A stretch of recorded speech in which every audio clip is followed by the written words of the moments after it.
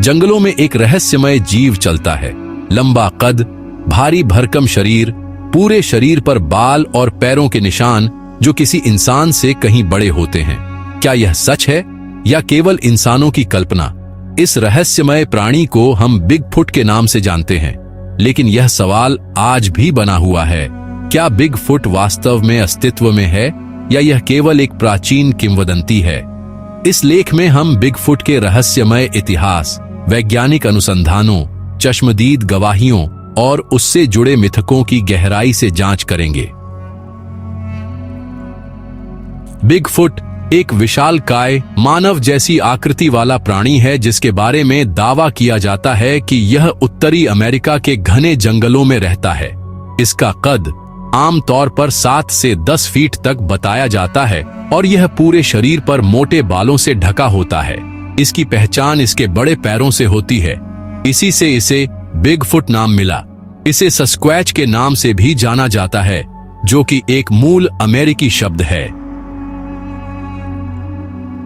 Bigfoot की कहानियां कोई नई नहीं हैं। सैकड़ों वर्षों से अमेरिका और कनाडा की मूल जनजातियां इस जैसे प्राणियों का उल्लेख करती आई हैं।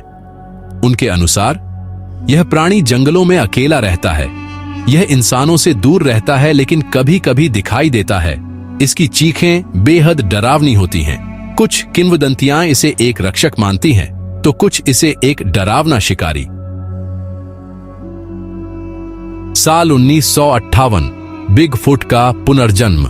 1958 में कैलिफोर्निया के एक निर्माण स्थल पर कुछ विशालकाय पैरों के निशान मिले। स्थानीय मीडिया ने जब इस पर रिपोर्ट की तो बिगफुट शब्द पहली बार मशहूर हुआ। 1967 पैटरसन गिमलिन फिल्म। बिगफुट को पहली बार कैमरे पर रिकॉर्ड किया गया। कम से कम ऐसा दावा किया गया। यह वीडियो आज भी बिगफुट पर सबसे विवादित प्रमाणों में गिना जाता है। अन्य गवाहियां, हाइकर्स, कैंपर्स, शिकारी और ट्रक ड्राइवर्स ने समय समय पर बिगफुट को देखने का दावा किया है। बड़ी संख्या में पैरों के निशान, रोई और अजीब ध्वनियों की रिपोर्ट दर्ज की गई है। वैज्ञानिकों का दृष्टिकोण इस पर 2 हिस्सों में बंटा हुआ है। समर्थन में तर्क देखें तो कुछ डीएनए विश्लेषणों से ऐसे बाल मिले हैं जो इंसानों या जात जानवरों से मेल नहीं खाते। कुछ वैज्ञानिक मानते हैं कि यह कोई विलुप्त प्राइमेट हो सकता है, जैसे कि गिगांटोपिथेकस। वहीं विरोध में तर्क हैं कि अब तक कोई ठोस डीएनए, हड्डी या शव नहीं मिला है। कई वीडियो और तस्वीरें नकली साबित हो चुकी हैं। बिगफुट की अवधारणा को साइकोलॉजिकल प्रोजेक्शन भी माना जाता है, यानी लोग जो डरते हैं वही देखने लगते हैं। बिगफुट आज केवल एक जंगल का रहस्यमय प्राणी नहीं रहा, यह अब मनोरंजन की दुनिया का एक आइकन बन गया है। फिल्मों की बात करें तो Harry and the Hendersons the legend of Boggy Creek जैसी कई फिल्में हैं। टीवी शो में फाइंडिंग बिगफुट और एक्सपीडिशन बिगफुट शामिल हैं। वीडियो गेम्स और कॉमिक्स में भी इसकी मौजूदगी दिखती है।